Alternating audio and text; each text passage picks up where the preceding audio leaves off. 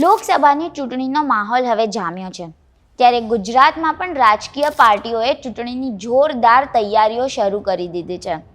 આ દરમિયાન ગુજરાત કોંગ્રેસ નેતા પરેશ ધાનાણીએ હાલ કમલમમાં કકળાટ, જ્યારે કોંગ્રેસ ટનાટન છે એવું ટ્વીટ કર્યું, જે બાદ ગુજરાત ભાજપ પ્રવક્તા ડૉક્ટર યજ્ઞેશ દવેએ પણ તેની સામે જવાબ આપ્યો અને કોંગ્રેસ ટનાટન નહીં પણ ના પાડવામાં ટનાટન અને કોંગ્રેસની મજબૂરીઓ પણ ટનાટન છે એવું ટ્વીટ કર્યું છે.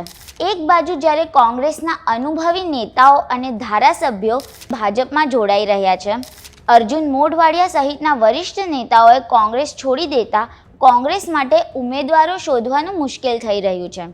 પરેશ ધાનાણી, પ્રતાપ દુધાત, રોહન ગુપ્તા, ભરતસિંહ સોલંકી, જગદીશ ઠાકુર અને હિંમતસિંહ પટેલ તથા શૈલેષ પરમાર જેવા વરિષ્ઠ નેતાઓએ તો ચૂંટણી લડવાની ના પાડી દીધી છે.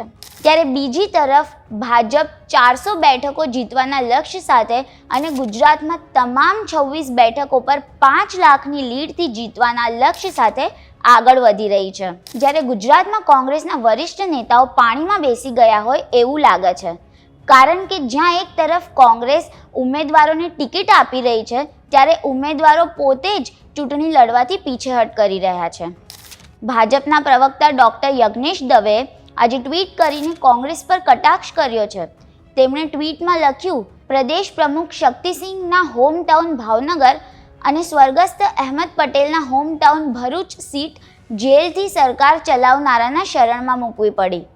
રાજકોટથી પરેશ ધાનાણીની ટનાટનના, અમરેલીથી પ્રતાપ દુધાતની ટનાટનના, અમદાવાદ પૂર્વથી રોહન ગુપ્તાની ટનાટનના, આણંદથી ભરતસિંહ સોલંકીની ટનાટનના, પાટણથી જગદીશ ઠાકોરની ટનાટનના, અમદાવાદ પૂર્વથી હિંમતસિંહ પટેલની ટનાટનના અને અમદાવાદ પશ્ચિમથી શૈલેષ પરમારની ટનાટનના.